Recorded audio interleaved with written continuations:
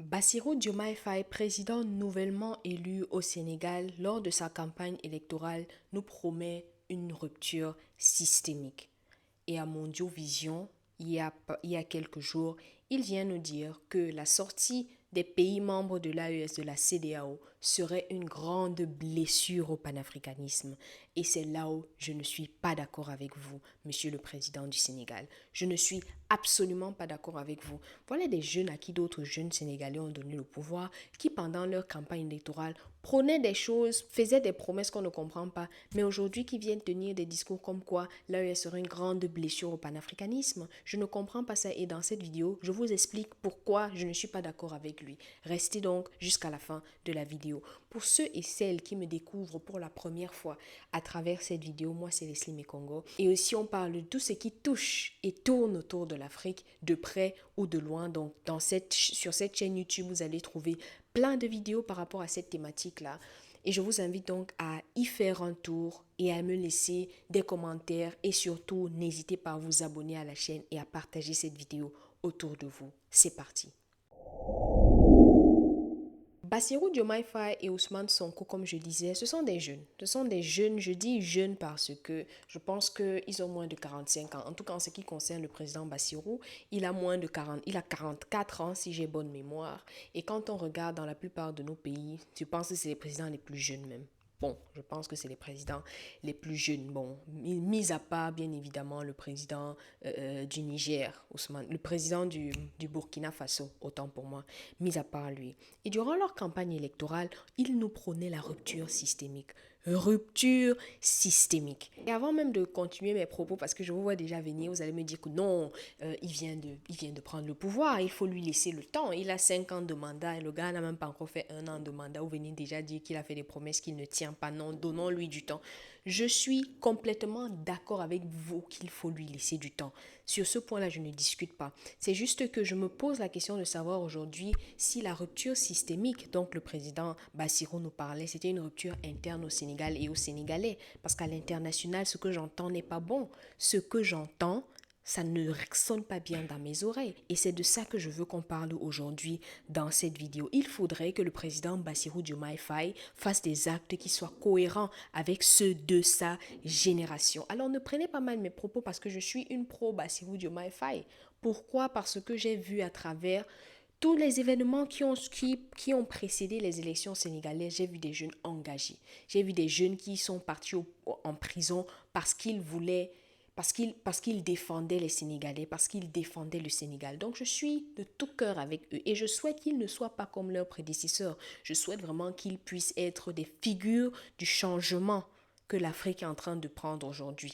Ça, c'est mon souhait. Mais quand je regarde les événements, quand je regarde les événements de ces derniers temps, je dis non.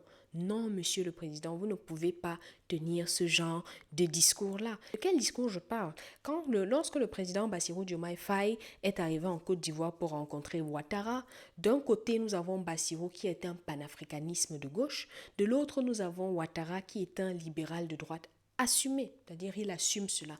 D'un côté, nous avons quelqu'un qui prône la rupture et de l'autre, nous avons quelqu'un qui prône la continuité. Et donc, durant cette rencontre-là, le président Bassirou Diomaye Faye dit ceci, et c'est là où je ne suis pas d'accord avec lui. Il dit ceci. Je lis l'article Le Monde que je vous mettrai le lien d'ailleurs en description de cette vidéo. Bassirou Diomaye Faye a immédiatement illustré cette convergence, la convergence en levant le voile pour la première fois sur sa position dans le face-à-face qui oppose les gens au pouvoir au Mali, au Burkina Faso et au Niger et le reste de la communauté économique des États d'Afrique de l'Ouest, donc la CEDEAO, qu'elles ont affirmé quitter. La CEDEAO, dit-il, je le cite, est un outil formidable d'intégration. Monsieur le Président, qu'est-ce que vous dites comme ça? La CEDEAO serait, pour Bassirou Diomaye Faye, un outil formidable d'intégration que nous gagnerons à préserver. Il continue en se disant également persuadé que nous devons continuer d'agir dans la solidarité au sein de l'espace CEDEAO, de faire les réformes nécessaires et d'œuvrer à dissiper les incompréhensions qui ne peuvent manquer de survenir. Et quand moi j'entends ça, je ne suis pas d'accord. Parce que essayer de convaincre les pays de l'AES de rejoindre la CEDEAO, ce n'est pas comprendre les enjeux actuels et c'est même pour moi une perte de temps. Le fait que le Burkina Faso, le Mali et le Niger aient décidé de quitter la CEDEAO et de former une structure faite par les Africains, pour les Africains, est une décision qui a été mûrement réfléchie. Ce n'est pas une décision qu'on se lève un matin comme ça et on prend. Ces présidents-là, ce sont à ces présidents-là que vous appelez putschistes, comme ça que les Occidentaux les appellent, non? Ce sont des putschistes, c'est la junte. Ces présidents-là que vous appelez putschistes se sont assis et ont décidé et ont vu, au vu des événements qui se passent, que la CEDEAO, ce n'était pas pour eux. Ils ont décidé de quitter la CEDEAO. Même s'il est vrai que la CEDEAO avait déjà été créée en 1975 par des présidents africains, une structure qui avait été faite initialement pour pouvoir défendre les intérêts des Africains. Mais l'on sait très bien, en fait, la CEDEAO et les pays qu'elle comporte, ça ce n'est que la partie visible de l'iceberg. Parce qu'en dessous, on sait très bien qui tire les ficelles. On sait très bien qui donne la voix à la CEDEAO. On sait très bien, je n'ai pas besoin de le dire ici. Vous et moi savons qui tire les ficelles derrière la CEDEAO.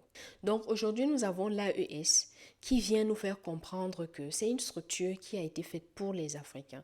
C'est-à-dire les Africains maintenant sont libres de décider avec qui ils veulent travailler. S'ils veulent travailler avec les Chinois, ils travailleront. S'ils veulent travailler avec les Russes, ils travailleront. S'ils veulent travailler avec les Américains, les Français, tout ce que vous voulez, ils vont travailler, mais ça sera à leurs conditions. Et c'est parce que c'est eux qui auront voulu. Ça ne sera pas quelqu'un qui serait venu leur dire on fait comme ça. Non, les décisions seront prises par les Africains, pour les Africains. Et lorsque c'est fait comme cela, c'est à l'avantage des Africains. Et c'est ce que je veux vous faire comprendre par cela. Regardons tout simplement ce qui s'est passé au Niger.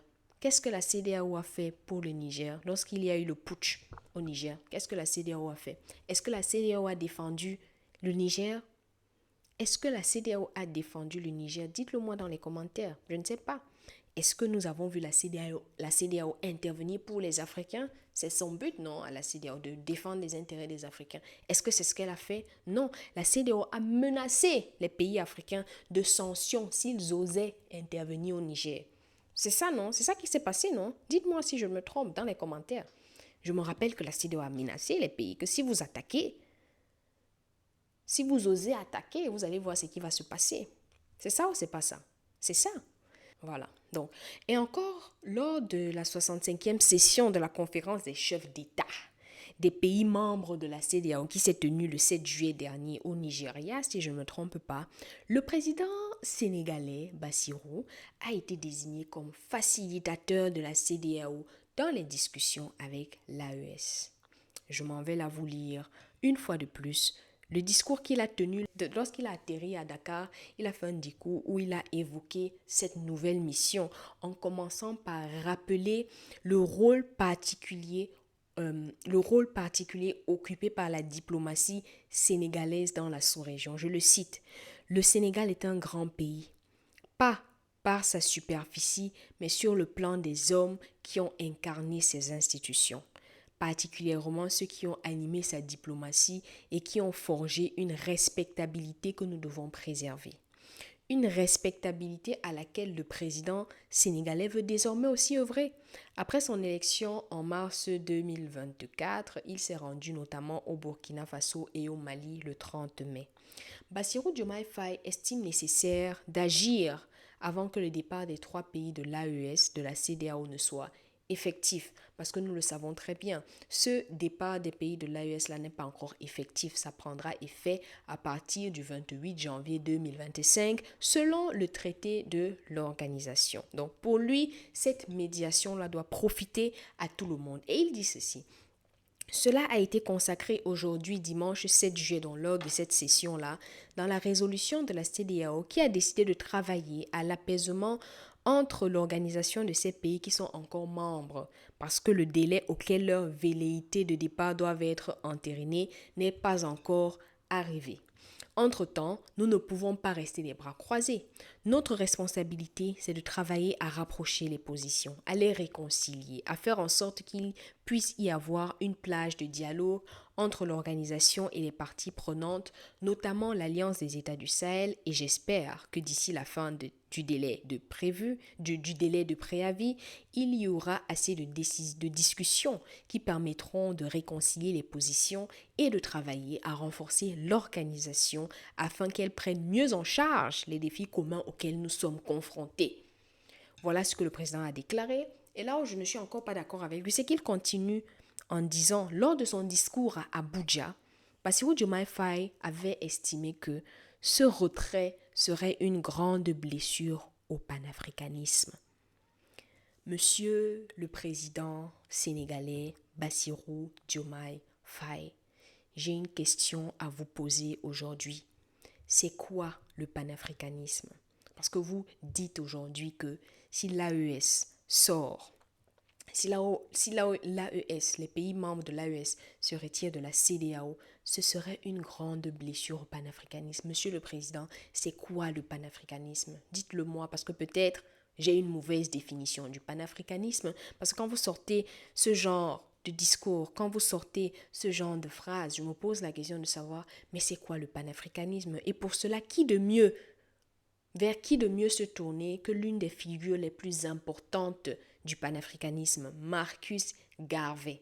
Marcus Garvey disait que le panafricanisme recherche l'unité culturelle et l'indépendance politique de l'Afrique.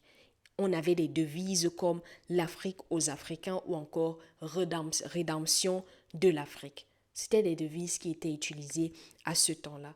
Ousmane Sonko, lui aussi, quand il n'était pas encore dans l'État sénégalais, qu'est-ce qu'il disait? African first, sans détester les autres, mais en nous aimant d'abord.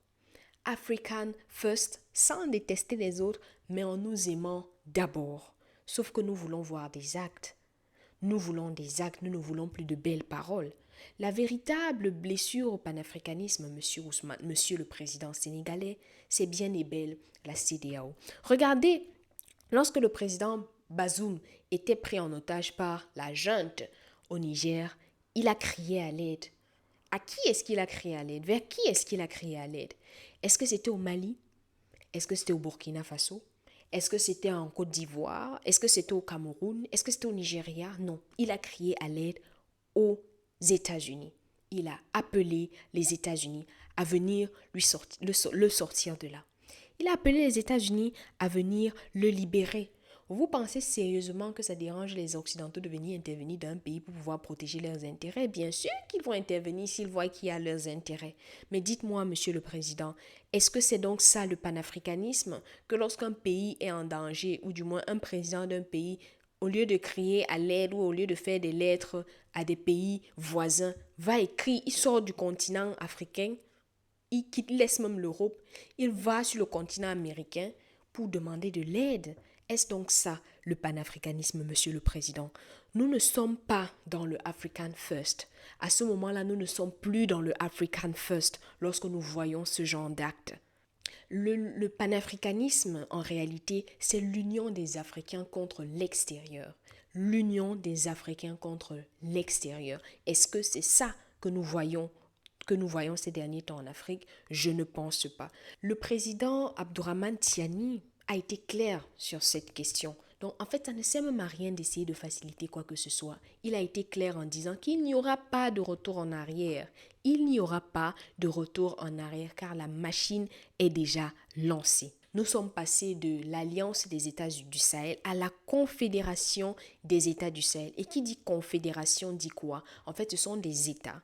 Ce sont des États libres et indépendants qui en réalité forment un pays. Et c'est ça que l'AES veut faire. Ils veulent créer certes des États indépendants, mais qui forment en réalité un pays. D'ailleurs, la charte... Excusez-moi. D'ailleurs, la charte du Liptako-Goma du 16 septembre 2023 dit quoi? La nécessité de protection mutuelle. Ce qui veut dire en réalité que si tu attaques le Niger, en réalité, tu as attaqué Burkina Faso et Mali. Dans le même temps, si tu attaques le Mali, tu auras attaqué Niger et Burkina Faso et j'en passe. C'est ça que nous voulons. C'est ça le panafricanisme. Les Africains d'abord. Les Africains s'unissent entre eux contre l'extérieur et pas le contraire. C'est en réalité ça. Il faudrait que le président Bassirou Diomaye Faye comprenne une bonne fois pour toutes que l'avenir de l'Afrique, c'est l'AES. L'avenir de l'Afrique, c'est l'AES. Il ne peut pas prétendre être facilitateur lorsqu'il a déjà pris parti. Parce que oui, le président Bassirou Diomaye Faye a déjà pris parti. Lorsqu'il arrive au Mali, au Burkina Faso, il dit que non, il n'est pas venu pour essayer de discuter quoi que ce soit par rapport à ça ou pour prendre position par rapport à l'AES ou par rapport à la CEDEAO. Il vient juste faire des prises de contact parce qu'il vient d'arriver au pouvoir. Voilà, il essaie un peu de visiter, d'aller voir ses collègues présidents pour pouvoir un peu dire, bon, je suis là, je suis président désormais, donc on peut travailler ensemble. Mais lorsque le président Bassirou arrive en Côte d'Ivoire. Ah non, là, dès qu'il arrive en Côte d'Ivoire, là, il dit que non, il faut revenir à de bons sentiments en ce qui concerne l'AES et tout. Il faudrait qu'on essaie de voir comment l'AES peut réintégrer la CEDEAO, etc. Monsieur le Président, facilitateur veut dire j'analyse les deux parties. Je pèse le pour et le contre et je prends une décision par rapport à la logique du moment. C'est ça être facilitateur. Mais au lieu de ça, vous venez en ayant déjà pris position, en vous mettant en vous disant que non, il faudrait que les pays de l'AES reviennent à de bons sentiments, il faudrait qu'ils reviennent dans la CEDEAO. Ce n'est pas ça, être facilitateur. Est-ce qu'on devrait encore vous dresser le tableau, chers Africains, sur les éléments qui disqualifient la CEDEAO et qui qualifient l'AES? Est-ce qu'on a encore besoin de citer les raisons pour lesquelles l'AES en réalité c'est l'avenir, c'est le futur, c'est ce vers quoi les autres pays devraient se tourner? À travers l'AES, nous voyons l'émergence de l'Afrique. Nous voyons l'émergence de l'Afrique en ce sens-là que il prône l'intégration sous-régionale, il prône les marchés communs, il prône l'ouverture des frontières, le passeport commun, tout cela. Voilà des valeurs vers lesquelles nous devons nous tourner aujourd'hui. Donc oui, Monsieur le Président, nous devons certes nous asseoir pour établir des statuts de convergence, mais le plus important aussi, c'est qu'avec l'AES, même si il est important aussi que si nous avons des problèmes en interne, il faudrait que ces problèmes-là soient réglés en interne, pas que nous commencions à supplier les gens comme Emmanuel Macron qui au Niger va dire que non, voilà, il faut intervenir. Mais au Tchad, il dit que non, c'est bien que Kaka Bibi soit toujours là. En Côte d'Ivoire, il dit que c'est très bien le troisième mandat frauduleux d'Alassane Ouattara. L'AES veut d'une structure où l'on peut dormir les deux yeux fermés. Où on sait en fait qu'au sein de cette structure-là, il n'y a pas de traître. Voilà la vision, voilà la nouvelle vision de l'Afrique. Je ne sais pas ce que vous en pensez dans les commentaires. Dites-le moi. Moi, je voulais tout simplement partager cela avec vous. Parce que lorsque j'ai entendu le président sénégalais dire grande blessure au panafricanisme, que l'AES serait une grande blessure au panafricanisme, je me suis dit, il y a un problème. Donc, les Sénégalais, dites-moi ce que vous en pensez. Dites-moi ce que vous en pensez de tout cela. Moi, en tout cas, j'ai hâte de vous lire dans les commentaires. J'attends vos avis, vos différents avis par rapport à cela et ça nous permettra, n'est-ce pas, de pouvoir échanger sur ce sujet-là. Mais je tenais tout de même à partager cela avec vous. Donc, dans les commentaires, j'ai hâte de vous lire. C'était Leslie. Portez-vous bien. Bisous. Ciao.